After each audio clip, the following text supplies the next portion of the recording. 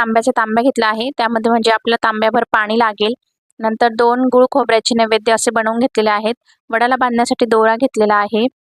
त्यानंतर इथे तूप, नंतर कापूर घ्यायचे आहेत, निरंजन तयार करून घेतलेले आहेत आणि एक दिवा घेतलेला आहे. कापसाचे वस्त्र घ्यायचे आहे. त्यानंतर सुपारी, 1 रुपयाची नाणी लागतील. आंबे घ्यायचे आहेत नैवेद्यासाठी. नंतर इथं ओटीचं साहित्य घेतलं आहे. ब्लाऊज पीस, गहू, 1 रुपयाची नाणी, त्यानंतर काही शृंगाराचं साहित्य असेल तर ते घ्यायचं आहे. नारळ घ्यायचा आहे ओटीसाठी. नंतर इथे आपल्याला 5 सवाष्ण स्त्रियांची ओटी भरावी लागते. तर त्यासाठी मी इथे असे ओटीचं साहित्य तयार करून घेतलेलं आहे. आंब्यालाही दोरा बांधून घ्यायचा आहे आणि अशा प्रकारे ओटी अशा पिशवीमध्ये तयार करून घेतलेली आहे.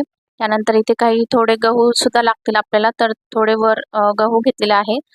नंतर हळद, कुंकू, अक्षता, फुलं, विड्याची पाने घ्यायची आहेत. 4 विड्याची पाने लागतील आणि बाकी